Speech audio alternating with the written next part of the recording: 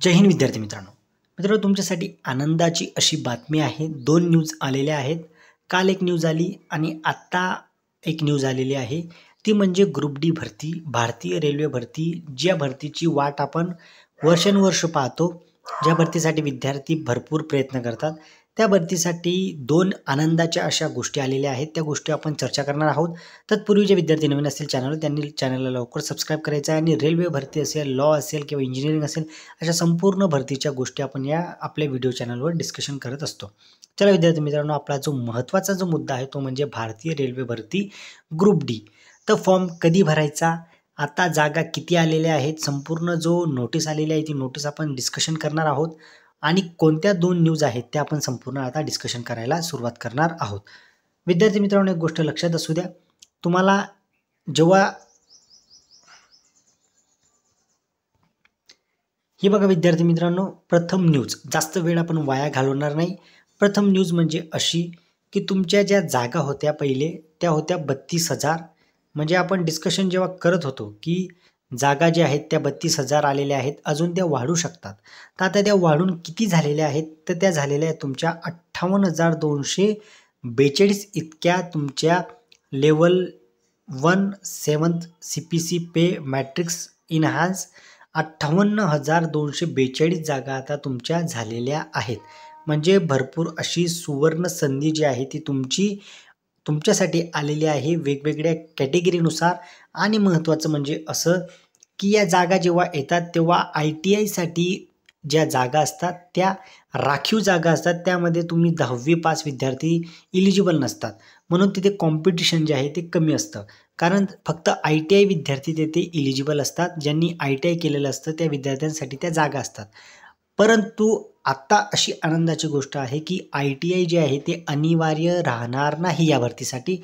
कारण ज्या विद्यार्थ्यांनी 10वी केली असेल ते 10वी केलेले संपूर्ण विद्यार्थी आता इथे संपूर्ण गोष्टी, आता त्या लाईटनिंगच्या जागा असतात, सिग्नल ट्रॅफिकच्या जागा असतात किंवा टेक्निकलच्या जागा असतात, जिथे ITI जे विद्यार्थी असतात ते त्यांच्या जागा घेत होत्या। मात्र 10वी पास असल्या कारणाने आता 10वी विद्यार्थी सुद्धा त्या जागासाठी कॉम्पिटिशन करू शकतील आणि संपूर्ण 58,242 जागासाठी इक्वल जे आहे ते ITI असो, 10वी असो किंवा NCET असो किंवा त्यांनी कुठला कोर्स केलेला असो, या संपूर्ण विद्यार्थी आता एका चौकटीत येतील आणि संपूर्ण विद्यार्थी या 58,242 साठी फाईट करतील आणि जो विद्यार्थी मेरिटमध्ये येईल त्याला ती पोस्ट मिळेल।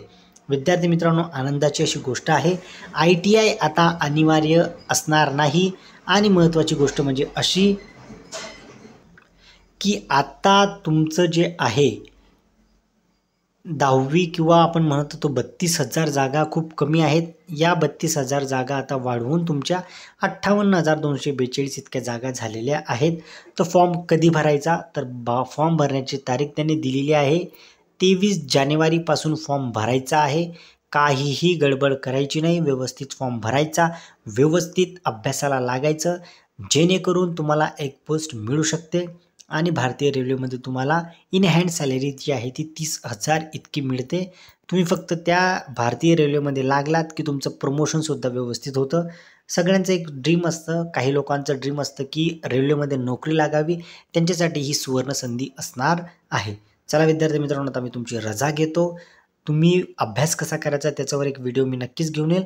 आपले जे विद्यार्थी ग्रुप डीमध्ये लागलेले आहेत, जे आता भुसावळला काम करतात, काही विद्यार्थी आहेत ते मुंबई ठाकुर्ली आहेत जिथं ते कारखाना आहे तिथं ते काम करतात, त्या विद्यार्थ्यांचा अनुभव तुमच्यासाठी खूप महत्त्वाचा असेल। त्यांनी अभ्यास कसा केला ते सुद्धा तुम्हाला समजेल आणि त्यांच्या अभ्यासातून तुम्हाला काहीतरी मोटिवेशन मिळेल आणि तुम्ही सुद्धा तसाच अभ्यास जर केला तर तुम्हाला एक पोस्ट नक्कीच मिळेल। चला विद्यार्थ्यांना, आता तुमची रजा घेतो। जय हिंद।